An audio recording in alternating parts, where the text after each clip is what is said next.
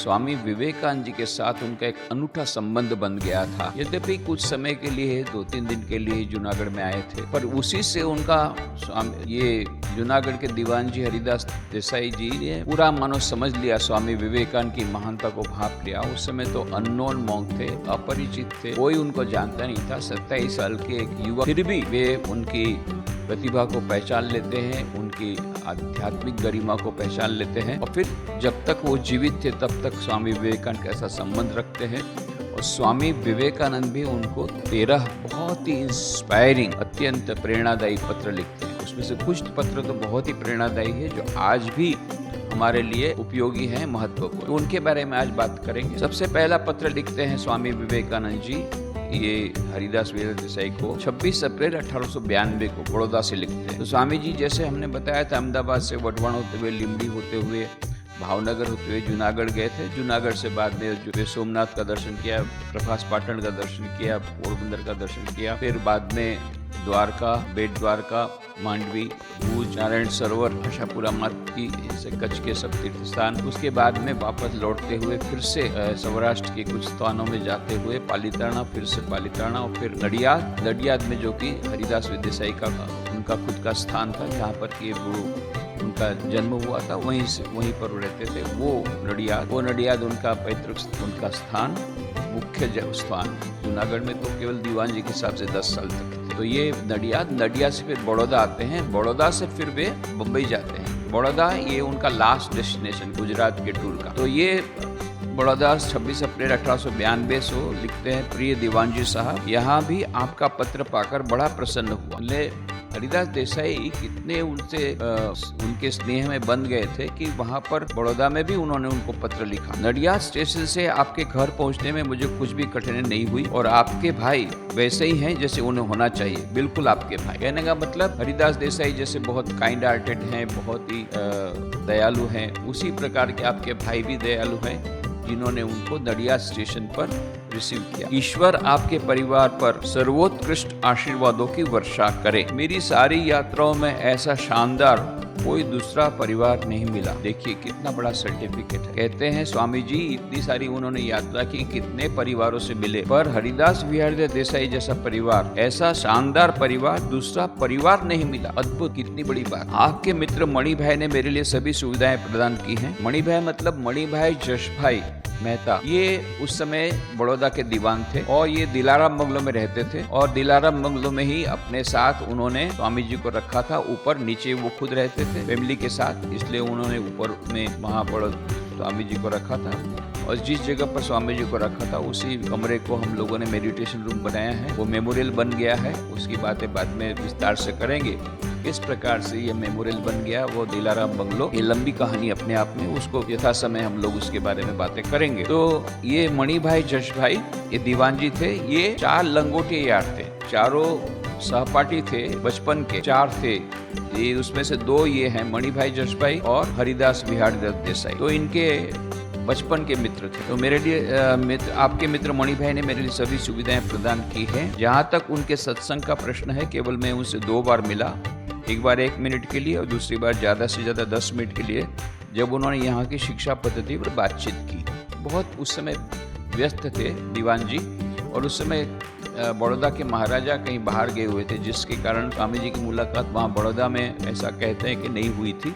बाद में हुई थी अवश्य, क्योंकि उन्होंने बाद में बड़ौदा महाराज के बारे में बहुत ही उच्च धारणा प्रकट की थी त्रिवेंद्रम में, प्रिंस मार्तंड वर्मा। तो इसलिए किसी भी कारण से हो, ये दीवान जी उस समय बहुत ही व्यस्त थे। पुस्तकालय जब उन्होंने यहाँ से पुस्तकालय और रवि वर्मा के चित्र तो खैर मैंने देख ही लिए, यहाँ केवल यही दर्शनीय वस्तु हैं। अतः आज शाम को मैं बम्बई जा रहा हूँ। यहाँ दीवान जी को आपको मेरा धन्यवाद, अधिक बम्बई से लिखूंगा।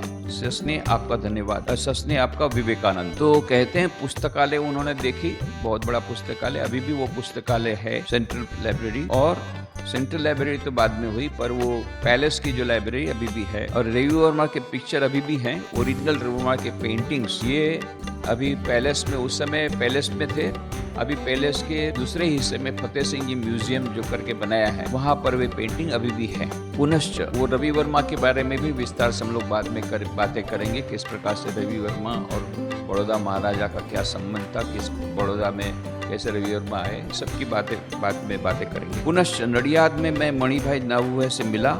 वे एक बहुत ही विद्वान पवित्र सज्जन है और मैंने उनके सत्संग से बहुत आनंद प्राप्त किया। ये मणिभाई नबूभाई द्विवेदी ये गुजराती साहित्य के बहुत बड़े सुप्रसिद्ध साहित्यकार लेखक हैं। उनसे स्वामी जी नडियाद में मिले, यही बात कह रहे हैं। नडियाद में मैं मणिभाई नबूभाई से मिला। वे एक बहुत ही विद्वान एवं पवित्र सज्जन है और मैंने उनके सत्संग से बहुत आनंद प्राप्त किया। उसके बाद में बम्बई से लेटर लिखते हैं, जिसमें डेट अभी नहीं मिल रही है, डेट नहीं है, बिना डेट का बम्बई से एक लेटर लिखते हैं।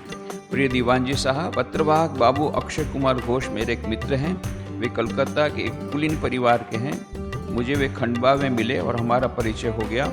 यद्यपि कलकत्ता में मैं इनके परिवार को बहुत पहले से जानता हूँ। एक दूसरे ही प्रकार से आप ये समझ सकते हैं कि हरिदास देसाई से उनका कितना घनिष्ठ संबंध होगा कि वे एक युवक के लिए उनको रिकमेंड कर रहे हैं, उनको नौकरी की सिफारिश कर रहे हैं, उनको नौकरी दिलाने के लिए। एक बहुत ईमानदार एवं बुद्धिमान युवक है, कलकत्ता विश्वविद्यालय के पूर्व स्नातक हैं। और आपको विदित है कि बंगाल में इस समय संघर्ष कितना कठिन है, और तो आज भी कठिन है, उस समय भी कठिन था। और ये गरीब तरुण किसी नौकरी की तलाश में निकला है। आपकी प्रकृति की स्वाभाविक उदारता को जानते हुए मैं समझता हूँ कि इस युवक के निमित्त कुछ करने के लिए आपसे सादर निवेदन कर मैं आपको उद्विग्न नहीं कर रहा हूँ। मुझे अधिक लिखने की आवश्यकता नहीं। आप इस लड़के को परिश्रमी ईमानदार पाएंगे। अगर एक सहजीवी के प्रति किया गया एक भी उदारतापूर्ण कार्य उसके संपूर्ण जीवन को सुखी बना देता है, तो मुझे आपसे यह कहने की कोई आवश्यकता नहीं कि यह लड़का इसका एक पात्र है। इतनी बड़ी बात बता दी स्वामी जी ने। ऐसा व्यक्ति जो सहायता पाने का पूर्ण अधिकारी है, वह भद्र एवं सहृदय है, जैसे कि आप हैं। आशा है मेरे इस निवेदन से आप उद्विग्न और परेशान नहीं होंगे। एक बड़ी विचित्र परिस्थिति में किया गया यह निवेदन अपने ढंग का पहला और अंतिम है। आपकी उदार प्रवृत्ति में विश्वास एवं आशा के साथ बहुत ही विवेकानंद। तो इतनी इस प्रकार से स्ट्रॉन्ग रिकमेंडेशन के साथ उन्होंने लिखा है। उसके बाद में हमें पता नहीं क्या हुआ, क्योंकि इसके तुरंत बाद ये हरिदास देसाई वहाँ पर दीवान नहीं रहे थे जूनागढ़ के। उन्होंने ये ऐसी राजनीतिक परिस्थिति के कारण उन्होंने वहाँ से रेजिग्नेशन दिया था और फिर 1 साल के बाद फिर पुनः ज्वाइन किया था।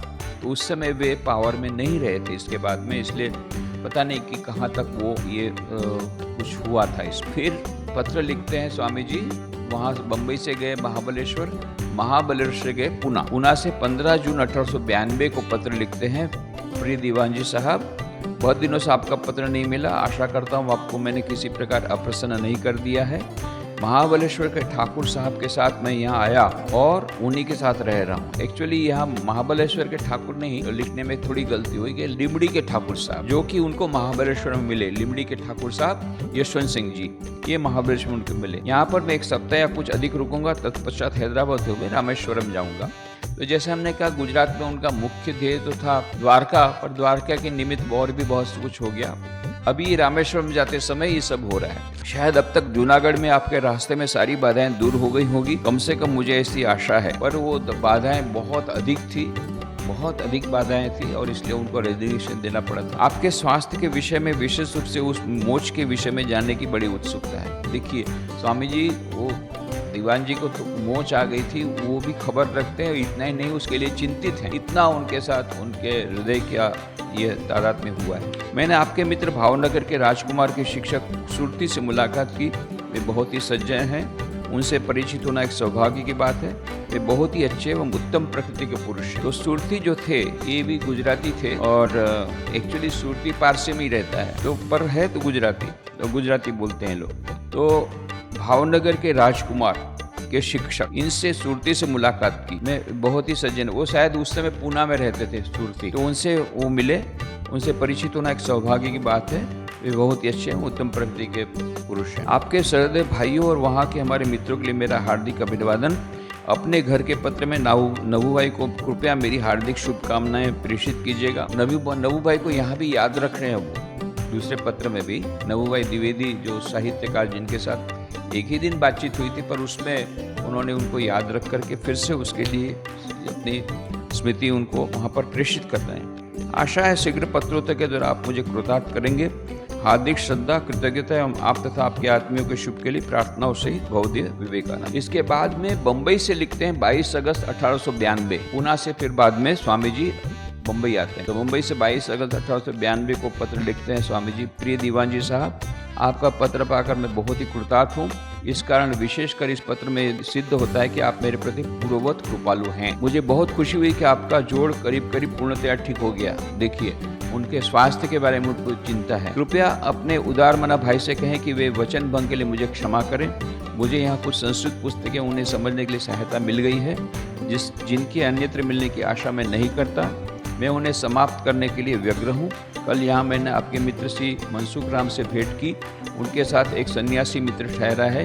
वे मेरे प्रति बहुत ही कृपालु है और उनका पुत्र भी कृपालु है। ये मनसुख राम त्रिपाठी, ये भी गुजराती साहित्य में एक बहुत बड़ा नाम है, बहुत बड़े साहित्यकार थे। ये मनसुख राम त्रिपाठी और ये मणिभाई जशभाई दीवान जी बड़ौदा के और ये हरिदास देसाई, ये सब एक साथ मित्र थे। सभी नडियाद के हैं और नडियाद में एक साथ वो लोग पढ़े हुए थे। अहमदाबाद में सब लोग पढ़ने के लिए एक साथ गए बचपन में ही। यहाँ 15-20 दिन रहने के बाद मैं रामेश्वरम को प्रस्थान करूंगा और लौटते वक्त निश्चय ही आपके पास आऊंगा। यह संसार वास्तव में आप जैसे उच्चात्मा, सहृदय एवं दयालु पुरुषों के कारण ही समृद्ध है।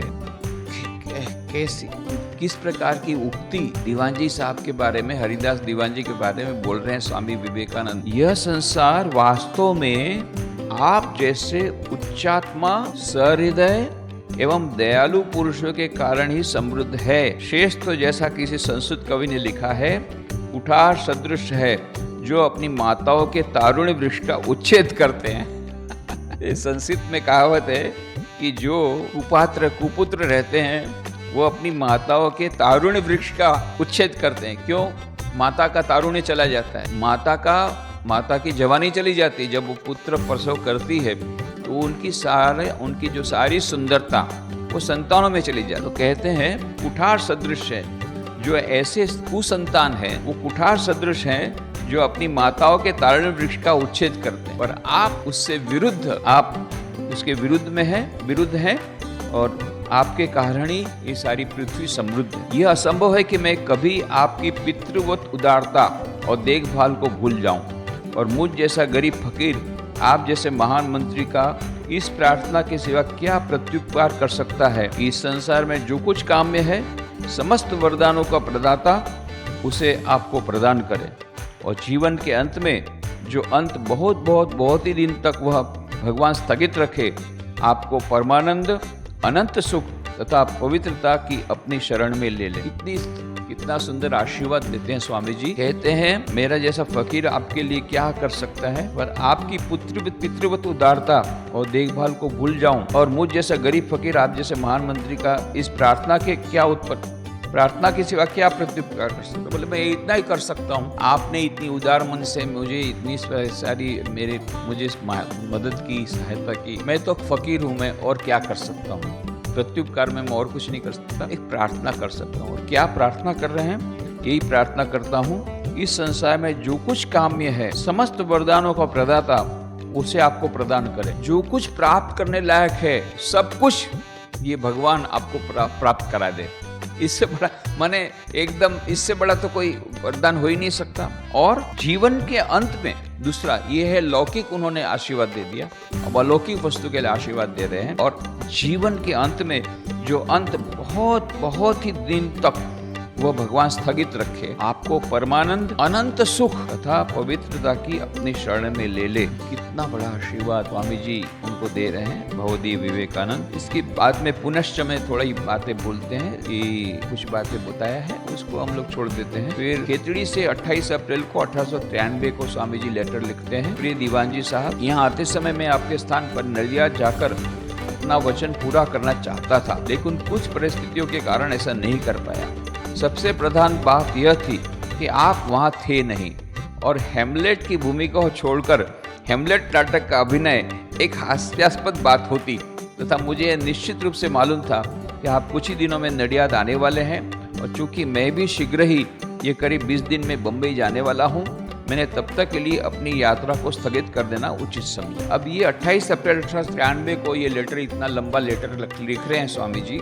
उसके पीछे का बैकग्राउंड ये है कि स्वामी जी तो गए थे, वो बताया कि किस प्रकार से वो वहाँ पर शिकागो धर्म सभा के लिए जाने की बात चली और कन्याकुमारी के शिलाखंड पर बैठकर उन्होंने निर्णय लिया। बाद में फिर भी अनिर्णित थे, फिर माँ शारदा का आशीर्वाद मिला। उसके बाद में रामनाथ महाराजा बैकआउट कर गए। उसके बाद में मद्रास के युवकों ने कुछ पैसा एकत्रित किया। सब बातें हमने बताई है। फिर उनका टिकट करने के ये जाना भी निश्चित हो गया कि बम्बई से वो जाएंगे जहाज में शिकागो। ये सब हो गया था निश्चित। उसी समय अब खेतड़ी के महाराजा को, जब वहाँ पर खेतड़ी में थे, तब खेतड़ी के महाराजा ने एक बार व्यग्र होकर के कहा था व्याकुलता पूर्वक, स्वामी जी आपका बहुत आशीर्वाद मुझ पर है और आपके आशीर्वाद से मेरे पास कुछ भी याचना करने के लिए नहीं है, परंतु एक ही बात मुझे थोड़ी खलती है, मेरा कोई उत्तराधिकारी नहीं है, 2 कन्याएं हैं, पुत्र नहीं। यदि आप आशीर्वाद करें। तो स्वामी जी ने उनके साथ तो इतनी घनिष्ठता थी और इतने अधिक वो खेतड़ी महाराजा को प्यार करते थे, उनको दीक्षा भी दी थी, तो उनको आशीर्वाद दी और उनके आशीर्वाद से उनको सचमुच में पुत्र की प्राप्ति हुई। तो खेतड़ी के महाराजा ने बहुत बड़ा जश्न मनाने का किया, बहुत बड़ा उत्सव। अब उत्सव में स्वामी विवेकानंद की बीच में उसके बिना होगा नहीं, क्योंकि उनके आशीर्वाद से सब हुआ है। सबको पता लगाओ स्वामी विवेकानंद कहाँ पर है, पता नहीं लग रहा है। अब ऐसा कुछ हुआ कि वहाँ पर भूत लोगों ने परेशान किया, प्रेतात्मा ने परेशान किया स्वामी जी को, क्या इस प्रकार से तो आप माँ मर गई है आपकी। तो इसलिए उन्होंने वहाँ पर तुरंत स्वामी जी ने कहा कि मुझे चिंता हो रही है कि सचमुच में क्या माँ मर गई है। तब तो बाद में जहाँ पर थे वो भट्टाचार्य, उन्होंने तुरंत उनके अपने मित्र को वहाँ पर कलकत्ता में टेलीग्राम दिलवाया कि जल्दी से खोज करो। तब इन लोगों को पता पड़ा कि ये स्वामी जी तो मद्रास में है। तो उसी बीच खेतड़ी के महाराजा के साथ ये उनके छोटे भाई महेंद्र दत्त का पत्र व्यवहार होता था, क्योंकि हर महीना 100 रुपये भिजवाते थे, जैसा स्वामी जी ने अनुरोध किया। वहां से पता पड़ गया कि ये तो मद्रास में है। तो तुरंत उन्होंने कुछ भी पत्राचार में कोई समय व्यतीत न करके तुरंत उन्होंने मुंशी जगमोहन लाल को, दीवान जी को भेज दिया, जाओ आप मद्रास उनको लेकर के आओ। अब ये स्वामी जी के भाई मैं अभी जाने की स्थिति में नहीं हूँ, मेरी सब तैयारी हो गई, मुझे विदेश जाना है। बोले सब राजा आपकी सब व्यवस्था कर देंगे और आपको आना ही पड़ेगा, आपके बिना ये इतना बड़ा उत्सव होगा नहीं। तो पकड़ के लाने के लिए ले जाए। तो अब ये पकड़ के ले आया और उन्होंने टिकट भी बना दी, रेलवे की टिकट भी खरीद ली। अब इस बीच में जब उनको खेतड़ी जाना हुआ तो इन्होंने रास्ते में नडियाद आता है, नडियाद स्टेशन आता है, तो उन्होंने महाराजा को, दीवान जी को लिखा था कि मैं नडियाद स्टेशन में उतरूंगा 1 आध दिन के लिए, यदि आप होंगे तो आपसे मिल करके फिर मैं खेतड़ी जाऊँ। अब उनका उत्तर नहीं आया तो उन्होंने यही सोचा कि भाई अब दीवान जी खुद नहीं हैं तो अब जाके क्या फायदा। बहुत सुंदर उन्होंने रिमार्क कितना अच्छा दिया। बोले शेक्सपियर का नाटक है हेमलेट नाम का, मान लो हेमलेट नाटक कोई ड्रामा कर रहा है और हेमलेट जो पात्र है वो बीमार हो जाए, अरे बिना हेमलेट का नाटक होगा ही नहीं, वो तो मेन हीरो वही है, बाकी सब तो साइड हीरो है। तो जैसे बिना हेमलेट के हेमलेट नाटक नहीं हो सकता, मैं जा रहा था दीवान जी आपको मिलने के लिए। अब मैंने आपको पत्र लिखा, उसका उत्तर नहीं मिला, उससे मैंने समझ लिया कि आप वहां पर नहीं हैं। तो मैंने यही सोचा कि ऐसा करता हूँ, खेतड़ी से वापस लौटना पड़ेगा, मुंबई जाना है, मुंबई जाकर के मुझे जहाज लेना है अमेरिका जाने के लिए। तो रास्ते में तो नडियाद आएगा, अभी जाते समय नहीं जाते हुए लौटते समय आऊँगा, क्या है आपसे मिलना तो है, बिना आपके मिले तो अमेरिका जाने के पहले बिना मिले कोई फायदा नहीं है, और आप अभी है नहीं तो जाके क्या फायदा, लौटते समय आऊँगा। ये उनका रीजनिंग परफेक्ट था, एकदम परफेक्ट था, और इसलिए उन्होंने ऐसा डिसीजन लिया, नहीं गए। इसके बीच में ये जगमोहन लाल ने, मुंशी जगमोहन, उत्साह के अतिरेक में उन्होंने टिकट भी खरीद ली रेलवे की, तो इसलिए भी बीच में उतरना असंभव था, रतलाम की टिकट ले ली थी। तो ऐसा होने के कारण स्वामी जी ने सब इधर ये इनको जब पता पड़ा तो वो जूनागढ़ से आ गए स्वामी जी को मिलने के लिए, इधर नडियाद आ गए, वहाँ स्वामी जी मिलना होगा। और स्वामी जी तो इधर निकल गए नडियाद में, वहाँ पहुँच करके खेतड़ी पहुँच गए।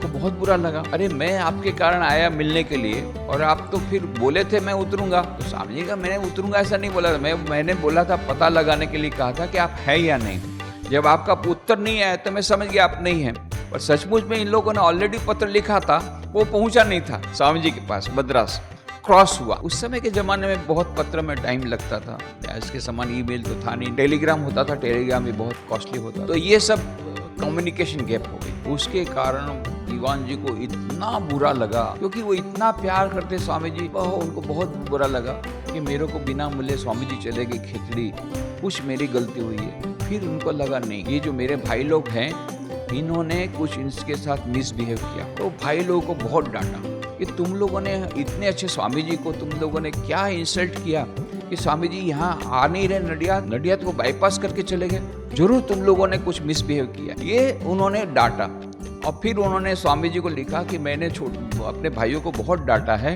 कि इस प्रकार से आपके साथ मिसबिहेव किया हो।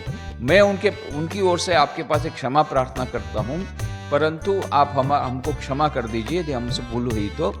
ये करके लिखा। स्वामी जी तो उतर गए, एकदम से आकाश से नीचे गिर गए। अरे भाई, मैं आपके प्रति कभी गुस्से में आ सकता हूँ, क्रोधित हो सकता हूँ, नाराज हो सकता हूँ? ऐसा मैं आप सोच कैसे सकते हैं? आपके बारे में ऐसा सोच सकता हूँ? या आपके भाई भी इतने उदार मना है? ये कुछ था ही नहीं, ये केवल कम्युनिकेशन के कारण हुआ है। इसके कारण ये पूरा लंबा पत्र उनको लिखना पड़ा कि स्वामी की मुझे निश्चित रूप से मालूम था कि आप कुछ ही दिनों में नडियाद आने वाले हैं, और चूंकि मैं भी शीघ्र ही करीब 20 दिनों में बंबई आने वाला हूं, मैंने तब तक के लिए अपनी यात्रा को स्थगित कर देना उचित समझा। यहाँ खेतड़ी के राजा मुझसे मिलने के लिए बहुत ही उत्सुक थे और उन्होंने अपने वैयक्तिक सचिव को मद्रास भेजा था, इसलिए मुझे खेतड़ी आना पड़ा, लेकिन यहाँ गर्मी असह्य है तो मैं शीघ्र ही आने वाला हूँ। और बहरहाल दक्षिण में के प्रायः सभी राजाओं से परिचित हो गया है और कहीं परिचित हो गया, और कई स्थानों में मैंने विचित्र बातें देखी जिनके विषय में अगली बार मैं मिलने पर विस्तार पर बताऊंगा। मैं अपने प्रति आपके स्नेह को जानता हूं और आशा है आप मेरे वहां न पहुंचने के लिए क्षमा करेंगे। फिर भी कुछ ही दिनों में मैं आपके यहाँ आ रहा हूँ। रतिबाई से मैं ट्रेन में मिला था, वे पूर्वत अच्छे दयालु सज्जन है। प्रिय दीवान जी साहब, मैं आपके लिए इससे अधिक और क्या कामना कर सकता हूँ कि आपके उस सुअर्जित, सर्व प्रशंसित और सर्व समादृत जीवन के उत्तरार्ध में जो सदा ही सतत पवित्र, शुभ एवं दयामय प्रभु के पुत्र पुत्रियों की सेवा में रत रहा है, प्रभु ही आपके सर्वस्व हों एवं अस्तु। सस्ने आपका विवेकानंद। इतना बड़ा आशीर्वाद स्वामी जी दे रहे हैं कि आपके सुअर्जित, सर्व प्रशंसित और सर्वमादृत जीवन के उत्तरार्ध में जो सदा ही सतत पवित्र, शुभ एवं दयामय प्रभु के पुत्र पुत्रियों की सेवा में रत रहा है, प्रभु ही आपके सर्वस्व हो जाए एवं। ये बहुत सुंदर उन्होंने पत्र स्वामी जी ने लिखा। अभी यहाँ पे समाप्त नहीं होता, हरिदास देसाई को अभी भी बुरा लगा हुआ है, इसके बारे में बाद में और सफाई देते हैं, ये सब हम कल देखेंगे। यहाँ समाप्त करें। ओम शांति शांति शांति। हरि ओम तत्सत्। श्री राम कृष्णार्पणमस्तु।